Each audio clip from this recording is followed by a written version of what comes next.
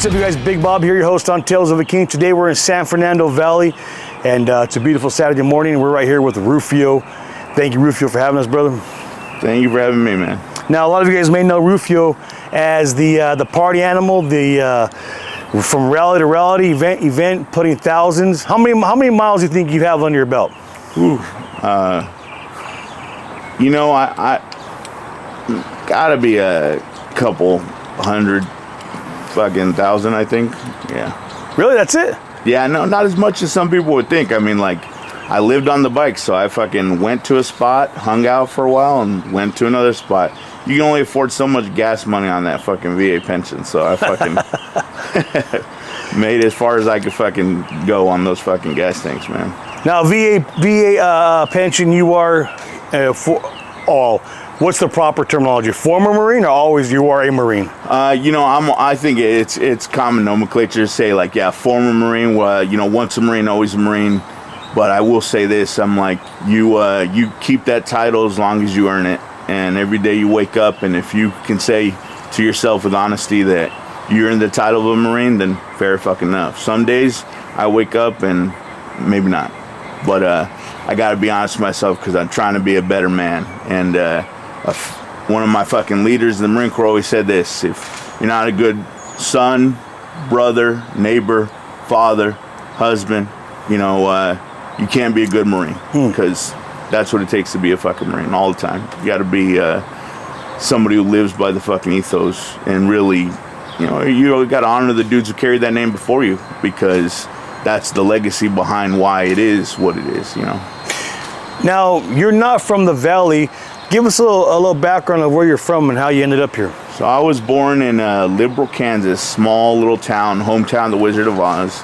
My dad met my mom in he was working the oil fields. He originally came from Guanajuato, Mexico, fucking walked fucking barefoot, nearly died coming over the fucking border. And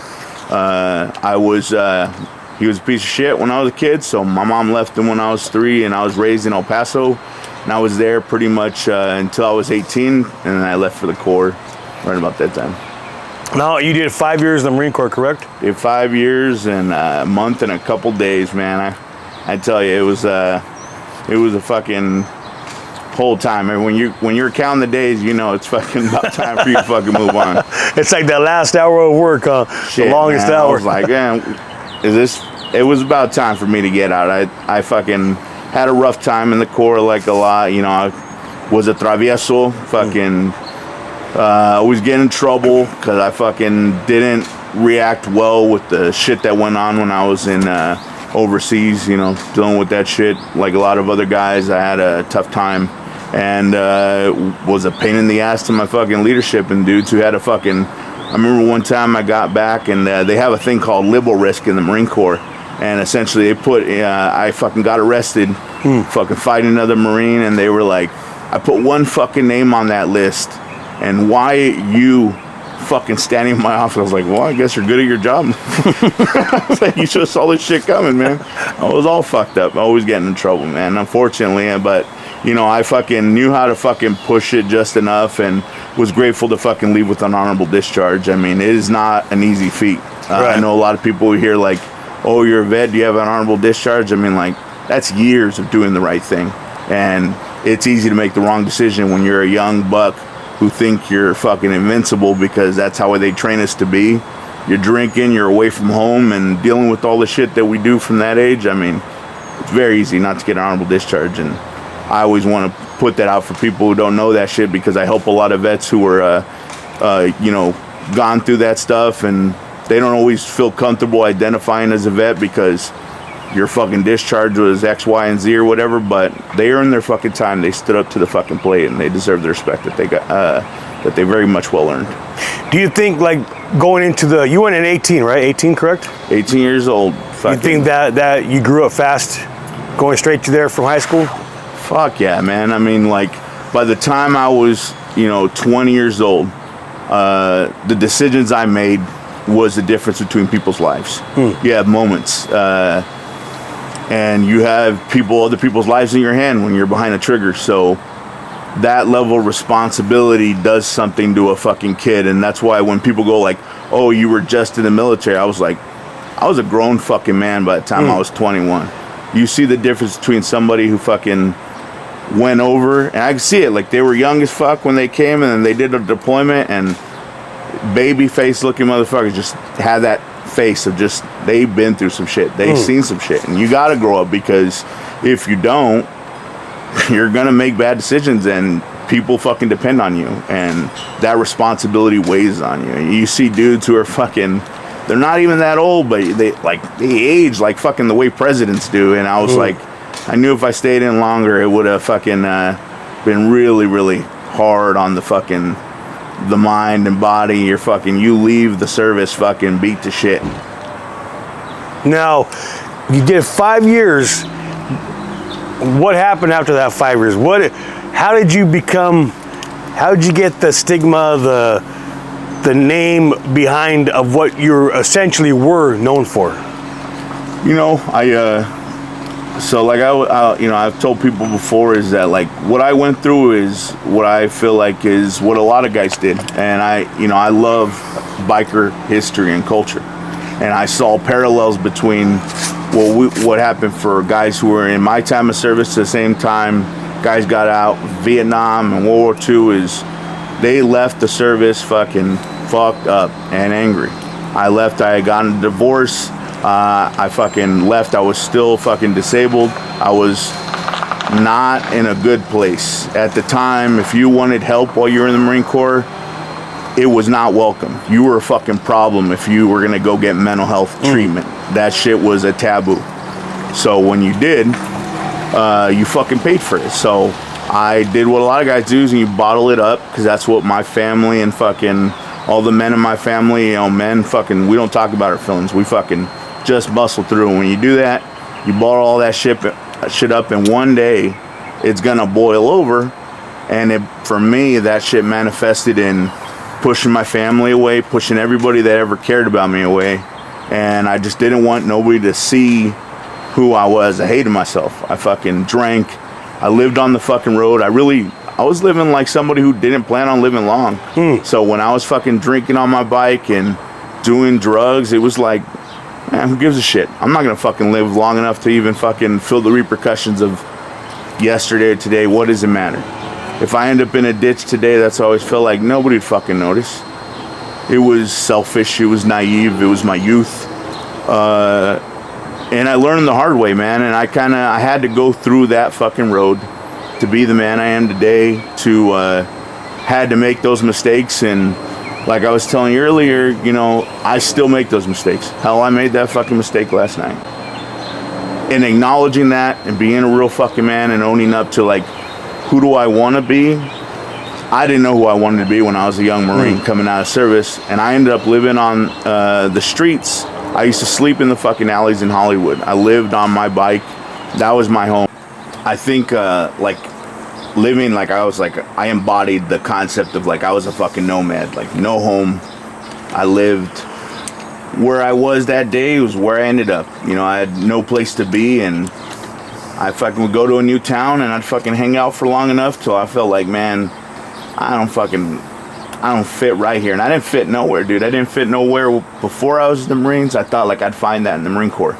And when I was in the Marine Corps, I was an angry motherfucker, dude. When they tell you, like, in the Marine Corps, you got to go to anger management, your shit's fucked up. And that was me. I was like, didn't fucking belong, was fighting all the time. And I was like, so when I found biker culture, dude, I was like, it was a place where people were allowed to be whoever the fuck they were. They came from all walks of life, and they were accepted I had the weirdest fucking friends, and I love them to death because they have that bravery to be themselves. And there's a lot of places that tell you, you can't act this way, you can't be this and be that. But the biker culture embraces those people. It, like, you can fly your freak flag high. At least that's the way it was when I first that's what I saw when I was in the biker culture. And those people were embraced and loved for being themselves, because it's easy to fall in line and do what everybody fucking tells you, because there's instructions for that. Doing your own thing, I respect the fuck out of people who have the bravery to step outside the lines, because there's punishments for fucking doing that. It means you may not get that job.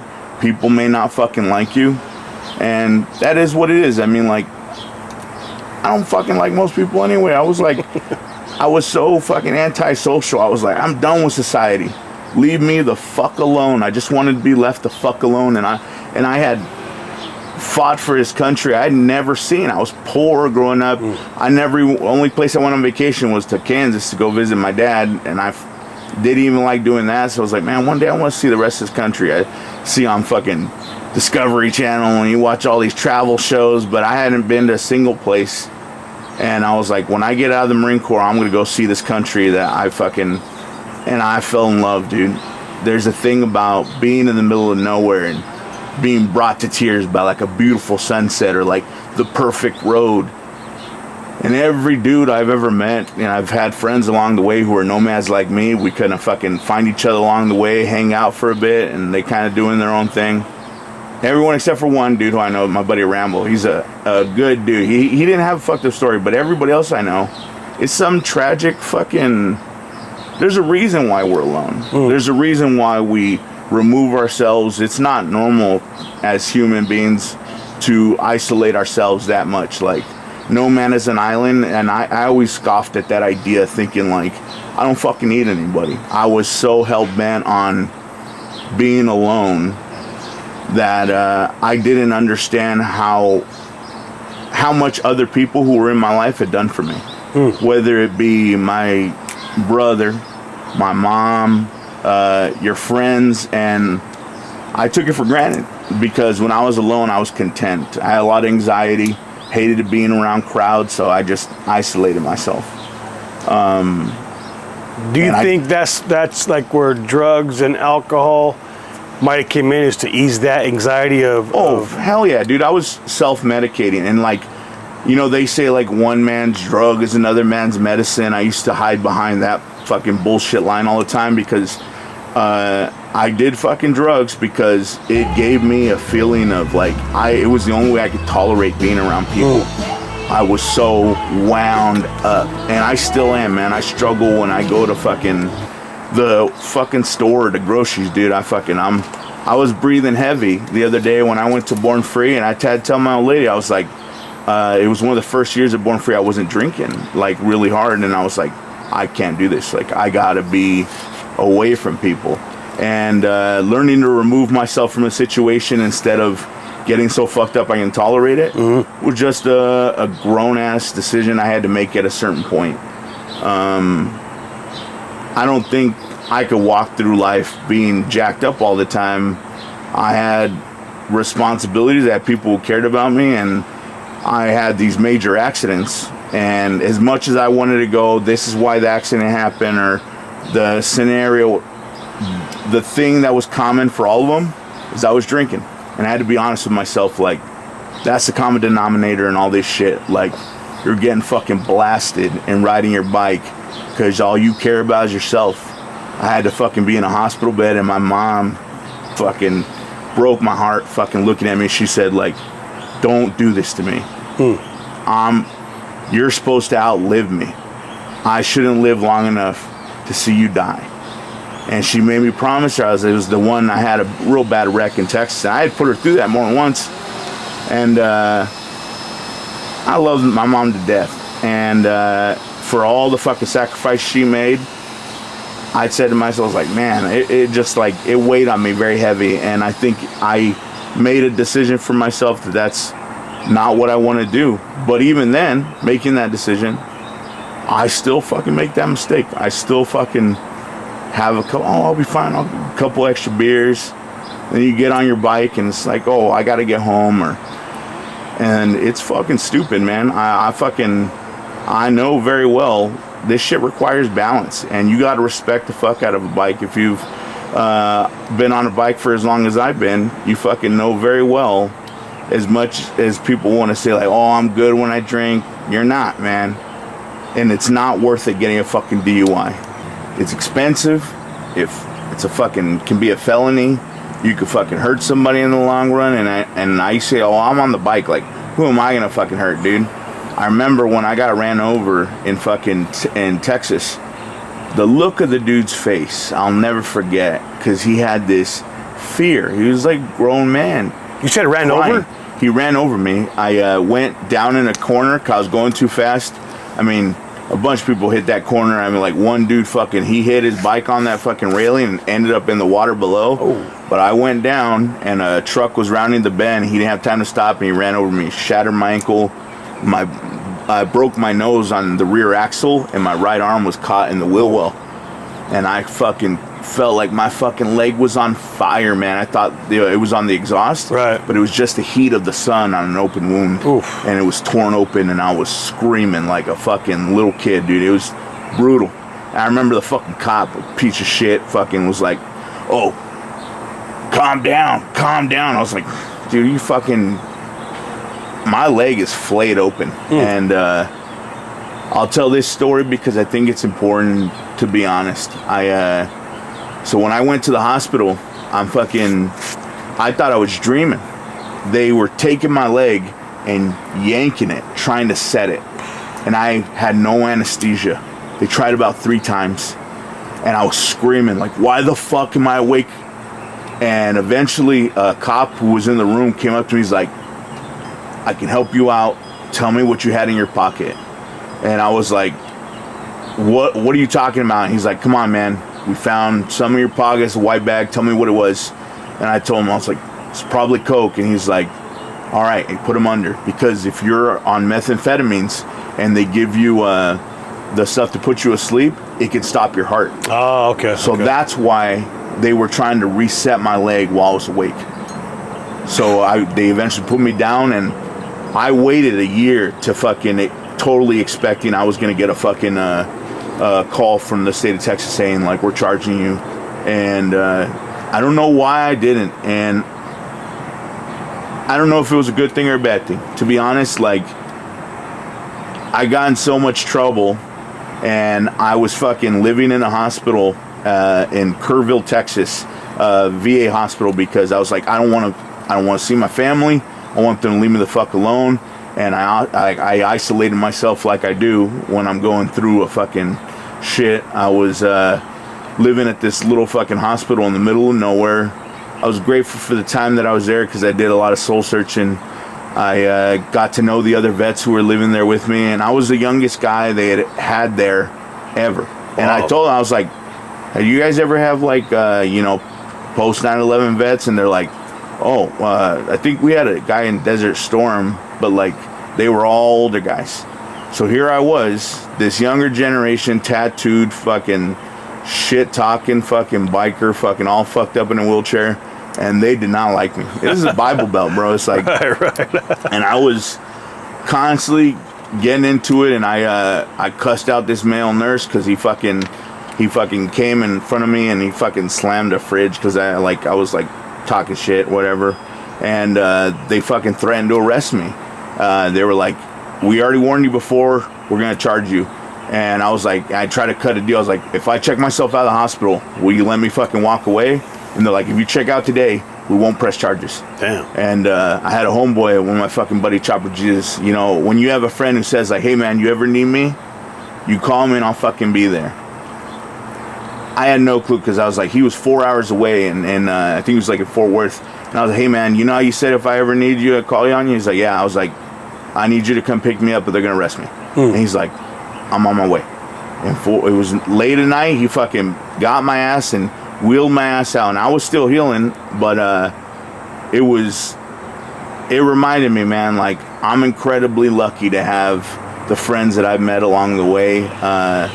They're good fucking people, and all bikers, they're some of the best fucking people I've ever met, and they've had my back, and they were like brothers to me. Right.